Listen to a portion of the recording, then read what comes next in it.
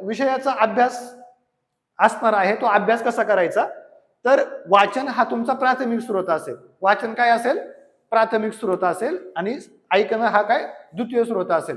पण गरजेचं आहे, बरोबर, ते गरजेचं आहे. जसं की निवृत्ती महाराज आहे, त्यांचं तुम्ही ऐकलं तर त्यांच्यातला एखादा विनोद तुम्ही तुमच्या भाषणामध्ये वापरू शकता की नाही, वापरू शकता ना. विनोदाला तुम्हाला कोणी काही म्हणणार आहे का, फक्त तो विनोद हा पुढे जाऊन क्लॅशेस निर्माण करणारा नसावा.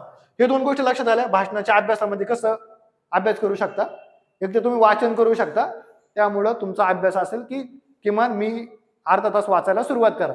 यातून शब्द तुमचे मेंदूला शब्द येतील, शब्द तुमच्यात आत्मसात होतील. कारण तुमचं प्रत्येकाचं प्रोफेशन वेगळं आहे आणि इथं बोलण्याची शब्दावली वेगळी आहे. इथं कोणाला प्रॉब्लेम येत नाही माहिती का, सांगा बरं कोणत्या फील्डला प्रॉब्लेम नसेल येत. ह्या जर भाषणाच्या संदर्भात एक अशी फील्ड आहे की तिला तुमच्या एवढा नाही प्रॉब्लेम येणार. आर्ट, एज्युकेशनचं बोलतोय आपण. Art, commerce, science, engineering, diploma यामध्ये जे आर्टची पोरं असतात ना, त्यांना एकतर कविता असतात, त्यांना धडे असतात आणि त्या धड्यांची उत्तरं लिहायला लागतात. याच्यातून काय होत असतं, त्यांचं ती निर्मिती होत असते. जसं की आपल्याकडं नवनाथ कोरके म्हणून अगोदर एक विद्यार्थी होते आणि त्यांच्या समवेत एक संतोष लेंबे म्हणून आहेत, पोलीस पाटील आहेत, ते आपल्या बॅचला आहेत, तुमच्या अगोदरची बॅच झाली त्याला.